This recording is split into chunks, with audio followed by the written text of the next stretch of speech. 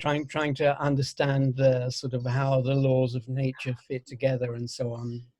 And I have this new thing called constructor theory. Well, it's not so new anymore. For 3 or 4 years we've been working on it, and now it's gradually getting more people working on it. We've got some postdocs and some graduate students, and it seems to be working out. It may all come to nothing. But if it does come to something, it'll be really deep, and that's the kind of stuff I like. Then I don't really care myself about getting the answer, because I like to be puzzled. I like the state of being perplexed. So that's what I do. But this is what you taught me, that the important thing is the question, not the answer. Yeah. And it's almost disappointing if you get the answer. There's a nice passage in Karl Popper's autobiography, where he says, the best thing in life, so I can't say it as well as he did, but something like the best thing in life is to find a problem and fall in love with it and get married to it and live together happily for the rest of your life. And if by chance you should happen to solve it, that's sort of, that's a dangerous moment, but at least you will have lots of enchanting problem children that you can engage with after that. It sounds like the story of my life. Well, that's the best way to live. That it's also the story of my life. And you occasionally solve things, but the nice thing is to be engaged with the problem. But I've also just bought a Tesla. What do you mean? The car, the electric car. Ah, Tesla. Nice. Yeah, it is very nice. Drive itself? They're promising that it will be able to drive itself in some update in the future, but we're not holding our breath. It's an amazing car. It's what cars should be, what they always should have been. Very nice. Has it got the zoom, the turbo button?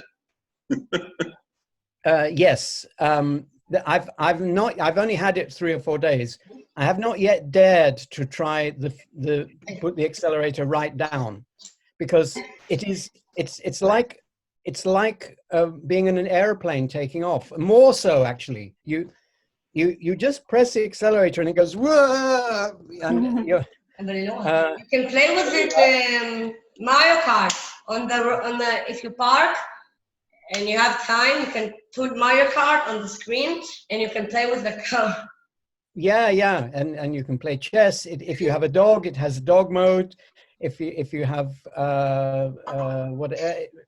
what else does it have? It has cameras all the way around. So if you press the horn or brake hard, then the last 3 minutes of whatever has happened on the cameras gets stored on a drive. So it's like having a dash cam, but all the way around. It only just fits into my garage. I have to have my garage widened, but at the moment, when I try to back into my garage, it starts yelling at me, and louder and louder, with beep beep and then louder beeps, and finally it says stop. And I can't reply to. I'm saying, we got at least 2 or 3 inches on either side, but it won't listen. David, I remember you as a very fast driver. Really? To Birmingham or Wolverhampton. Oh, Wolverhampton, yes. To see our uncle. I mean, yes. Yeah. Well, by the way, Uncle, that Uncle Asher, who was Eli's uncle. No, it's our great uncle. Second removed. Yes, our great uncle. Yeah, he was another amazing guy. I wish I'd had more time with him too. You get older and you realize that things that were just everyday events are actually of historical interest. Okay, Ute, you can put the movie on now. We'll see some of Eli. I just want to say before we start seeing the the little movie, I don't know how to call it, that some of the events that Father takes part at the beginning of the movie are very, very important, significant events. And when I watch it now, I'm sorry we didn't add some subtitles. Maybe we should do it, Dana, Ilan. It's not too late. Yeah, I don't have the original slideshow, so I couldn't do it. But maybe you should do it because it's for the next generations, you know. I'm sure some of us won't be able to recognize the event or the place. Anyway, let's watch. David, just in one word, what the ad described is every part now will start with something that he said that they took from him, and then pictures, and then another thing that he said that it's all in Hebrew. So do your best to read it in Hebrew, and we hope you understand the most of it. Yes, go ahead. Okay. חכול, איפה מיכלי? I'm focused. I'm fully focused. הנה מיכלי, באוטו. שתעשי את הסרון. מיכלי באוטו. היי, היי. אנחנו עדיין באנגלית? כן. We speak in English, yes. Where are you going, מיכלי? To friends. רגע. Just wait 1 minute. I thought I had it up. What are we doing? What are we waiting for? לסרטון. Watch the slideshow. Which סרטון? Slideshow of the אז אני חושבת שאת עשית יחד. And I helped him eat. Gary, do you remember? We brought the ice cream and I had to feed him with a spoon, 1 spoon at a time. But we were so lucky to have that final evening with him, telling stories and being so alive after we begged the doctor to give him one last dialysis. Dialysis? Yeah. Yes.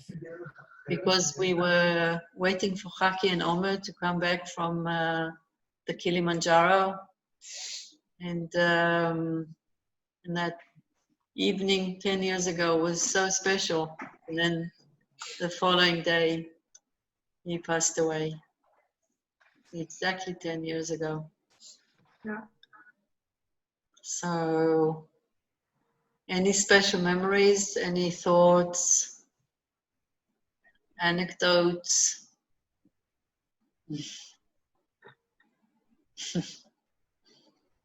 Okay, so I wanted to say... Gary? לא, ממש דברי. No, I don't know why it occurred to me all of a sudden.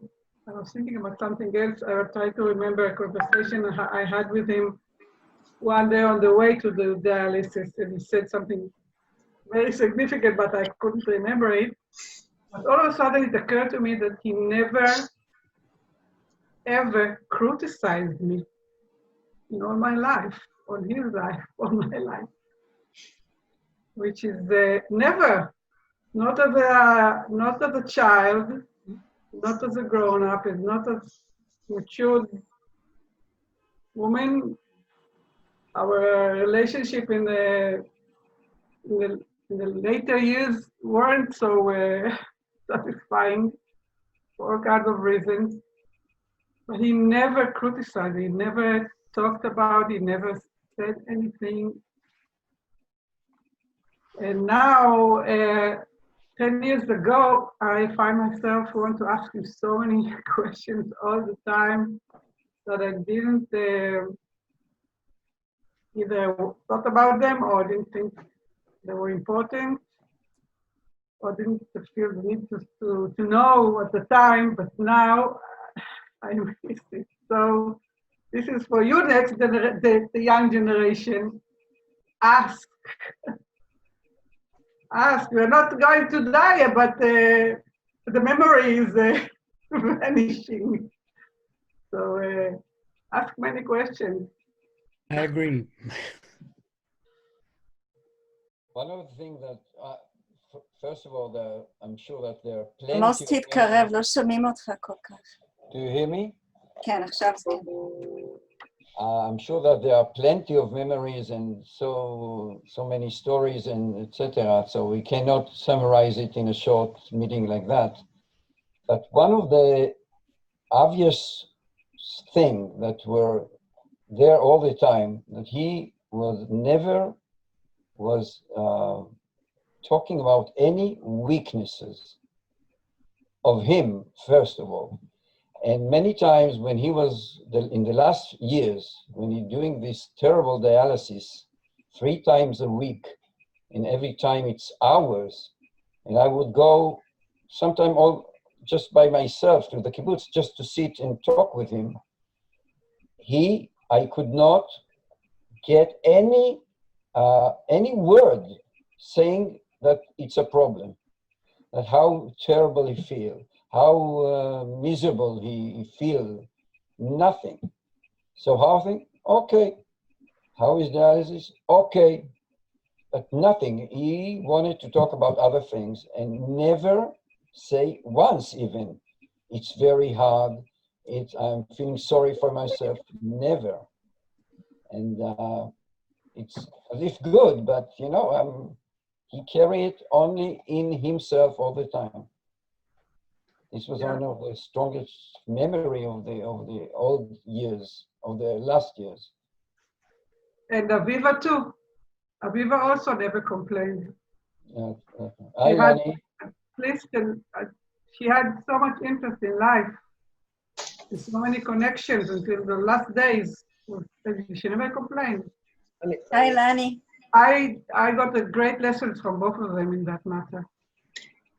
אילני, הייתי שלנו תוסיף לכבודך? אילני, שלום, מזל טוב! תודה רבה, תודה רבה. David, this is Diane's and mine oldest son, Ilan. And he just had a new baby. Wait, I've lost the picture. Wait just a minute. Okay, I've got it back. Yes. Ilani, introduce yourself. I think you already did, but... Ilan's our eldest. Yeah, I'm Diane's and Amos's oldest. Also Dana's and Yaron's. So, הבנתי שפספסתי את התמונה המסורתית שלי בג'קוזי עם סבא, כן? Amazing. So what did I miss? I missed everybody's round in the talk, or? No, not really. Everybody introduced themselves, and also David mentioned about his first encounter with Saba Eli, getting a lecture when he was 13 years old on economics, and we saw the film, and a couple stories, not that many. So good, you'll catch up. And we've got 8 minutes left. And then Agari wanted to say something. Agari, go ahead.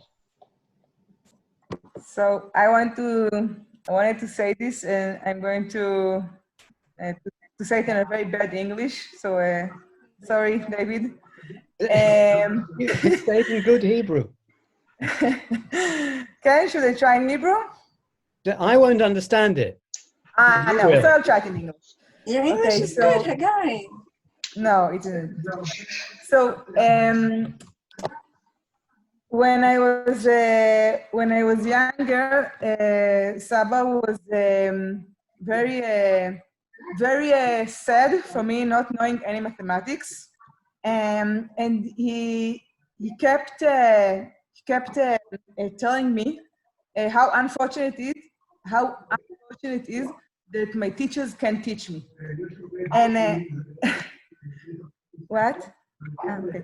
And I remember it, I think it meant a lot to me because he was always trying to teach me, never succeeded, but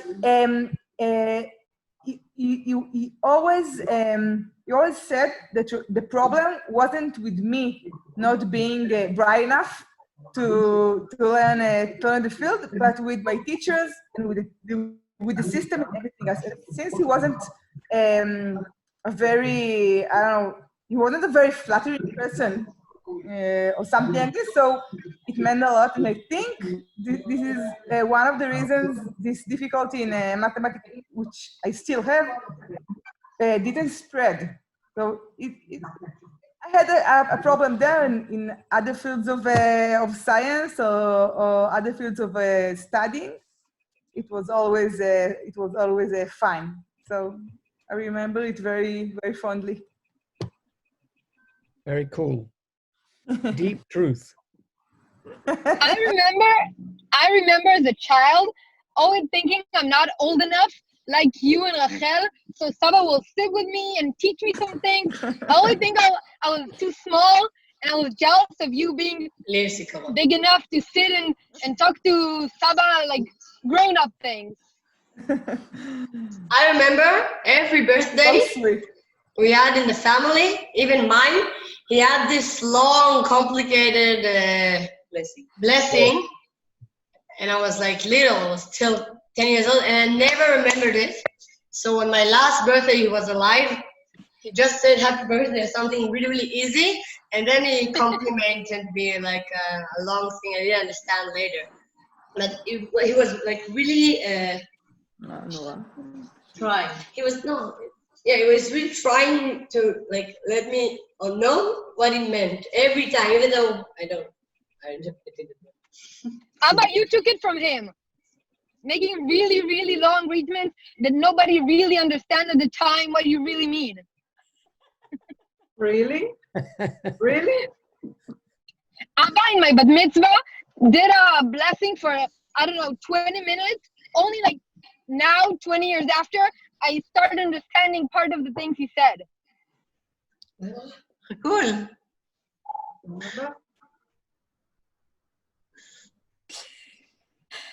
בזהירות.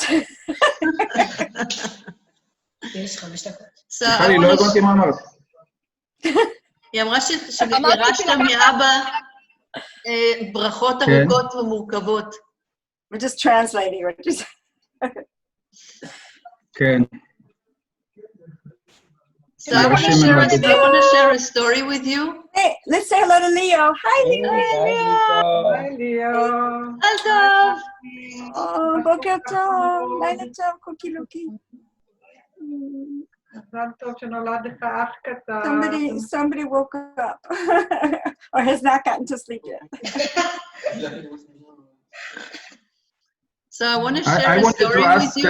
I wanted to ask David if his mother ever criticized him, because our father never did.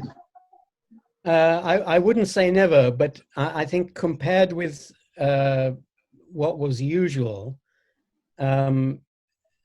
she always thought that if there was something like where children would normally be considered naughty, she would consider that as a misunderstanding, which talking about it would solve.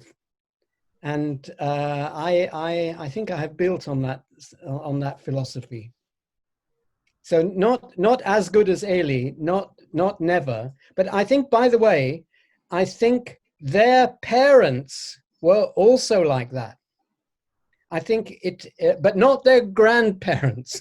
So there was something that happened in the generation of Eli's father, and for example, Uncle Asher as well. Something happened in that generation which changed modified the tradition of bringing up children to something very soft. Can you say more about it?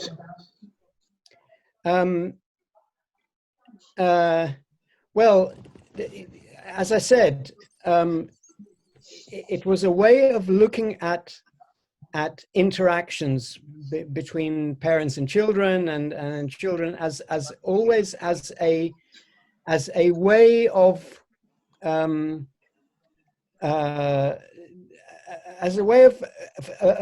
jointly facing a problem and trying to solve it, rather than the parents being sort of commanders who command the children. It maybe a sort of equality of status in regard to problems. I'm trying to think of an example, but it was a very strong effect. Oh yes, so there's one incident from my grandparents, which is in the biography of my mother, when the time when Eli accidentally drank the non-kosher thing at Pesach, and Okay. my mother said, this is when they were I don't know, 8 and 9 years old or something, and my mother noticed and said, Eli, chometz, or whatever it was called, and Eli dropped it, and they ran home, and expecting that their parents would be very upset. But what actually happened is that the parents told them that God will not mind. Aww. So, and that's all the stories I have from my mother about their family, and also from I'm now in touch with my mother's best friend, who's 91 and lives in Boston, Vali, her name is, and who knew Eli very well, and she, you know the story. She met him many years later in Magan Michael, and she also said she noted this as well from the grandparents, and a complete contrast to her parents, who were very authoritarian.